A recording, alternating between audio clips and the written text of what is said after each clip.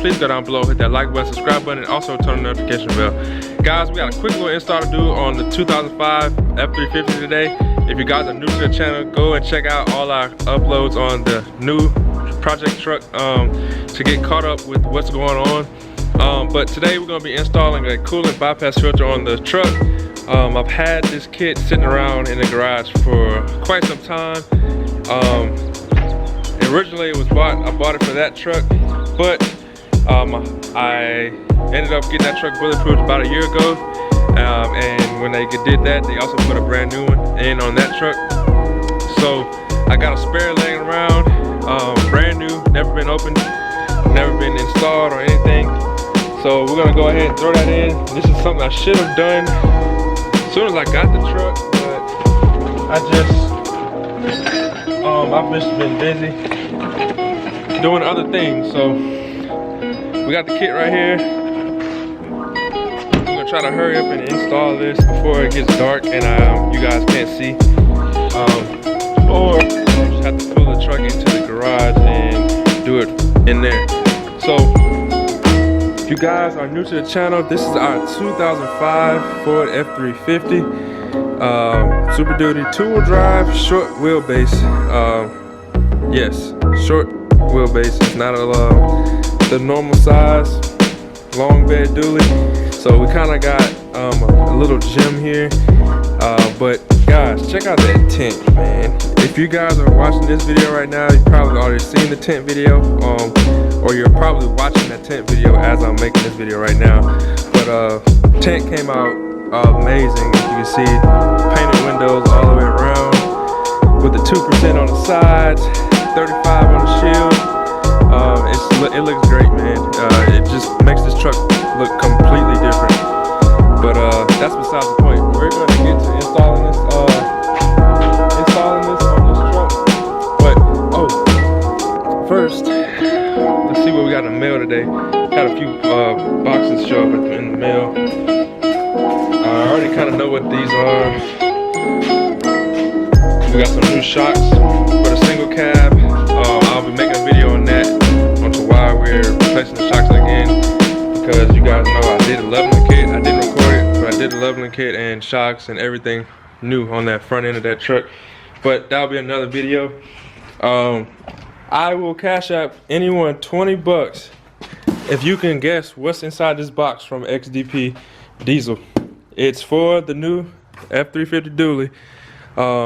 So that's kind of a little hint, so to speak. But if anyone could guess what's in that box, I will cash app them 20 bucks. So get down below in the comments, and whoever the first person to name what it is in this box, well, I will cash app you 20 bucks. So you guys get down below in the comments and get at it.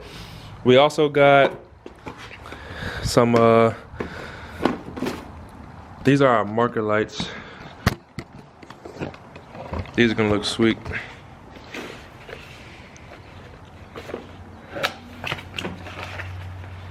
VMS makes awesome stuff, but these are our marker lights. They're gonna go on the side of the dually,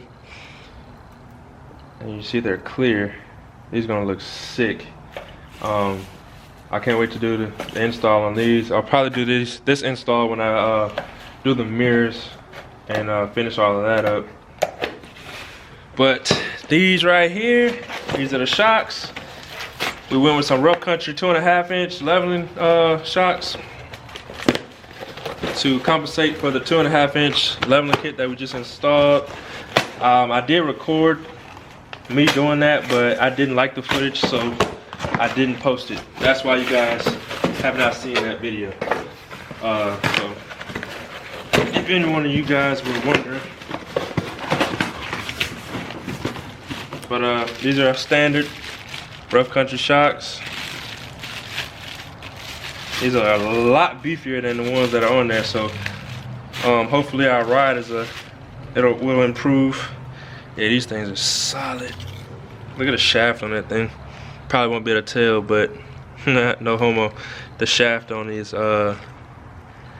shocks. But let's get back to the main purpose of this video. Installing this coolant bypass filter. Me personally, I definitely recommend installing a coolant bypass filter as one of your very first mods you should do to your 6.0 PowerStroke if you have one. Definitely a super, it's not, I would say inexpensive, but one of the more inexpensive mods you can do to your truck that will help improve or keep your truck, I would say, running. But what these do, if you guys are new to the 6.0s or don't know much about them, 6.0s had a bad problem with EGR and coolant and the oil cooler and stuff getting clogged with the coolant residue. The inhibitors and the coolant would break down and, you know, separate from the actual liquid or coolant, and it would clog up the fins and stuff. So any little trash added to that and that's in your cooling system would just only make that problem worse. So companies started coming out with these coolant bypass filters that help filter out some of the trash and junk that's in your coolant. So we're gonna install one here today. Now, no, it's not a Sinister diesel top of the line brand kit. You do not need a top of the line kit. You're wasting your money. These kits are pretty much exactly the same. I've run multiple ones like this, had no issues. Pretty much the same build quality, if you ask me.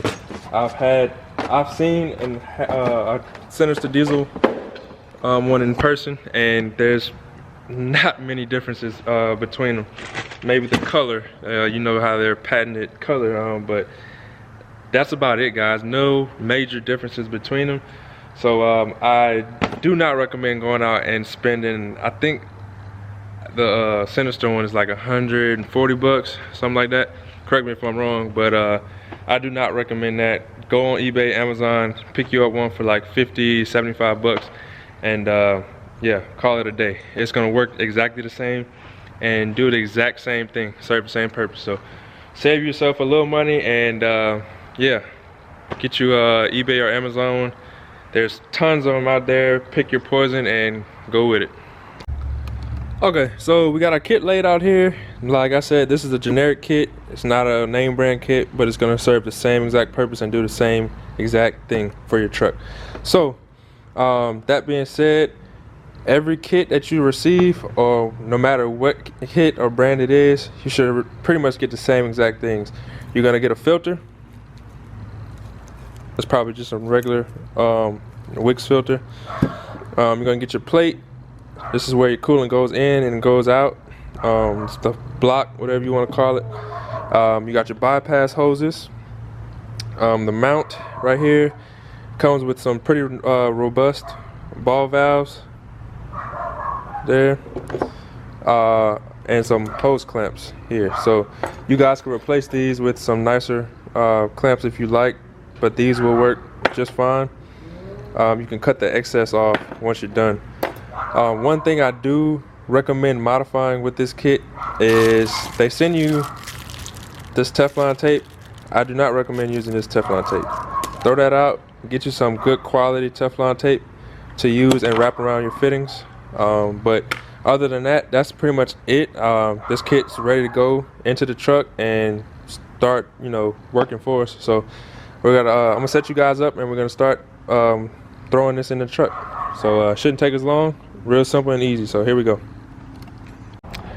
I keep forgetting I've done this multiple times, so I keep saying quick and easy install, but for you guys that have not done it before, I'm gonna point you guys out everything that you're gonna need to unhook and hook to, and where everything goes. So for your main part, your bracket, that's gonna mount right here on this core support right here.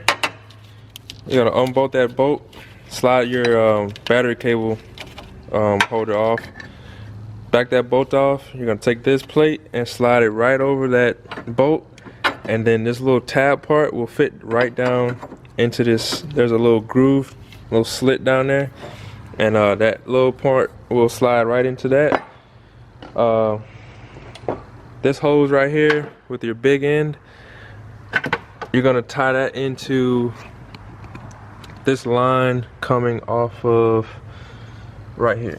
This line right here coming off of your heater core right there. You're gonna tie it in, you know, just cut it and put that piece in between, and then that hose will run off to here to the inlet, and then you're gonna take your other hose with this little T on it right here, run it across the top here, and that's gonna tie in right here with your return going back to your degas about your overflow going right there. So real simple. This block, your coolant filter block, will mount right to your bracket like so, with the provided bolts. And other than that, that's pretty much it, guys. Like I said, it's simple, but if you have never done this before, it may take you a little while, but it's not hard. So don't take it, you know, don't make a big, you know, job out of nothing major. So I'm about to get to work, get this thrown in here real quick before the sun completely goes down, and that'll be it, guys. I'll show you guys it installed, and that'll be it. So here we go.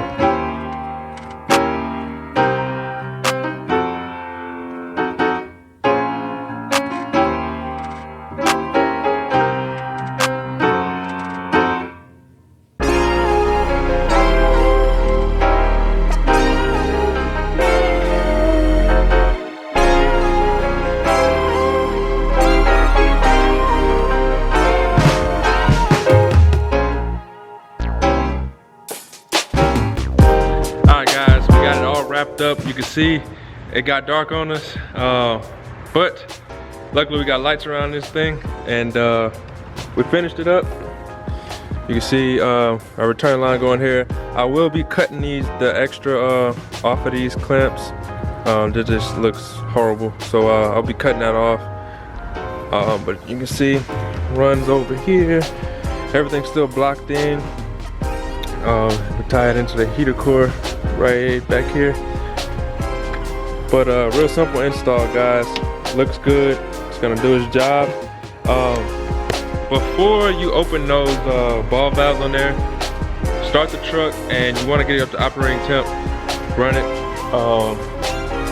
Once you get it up to operating temp, open those valves, those ball valves.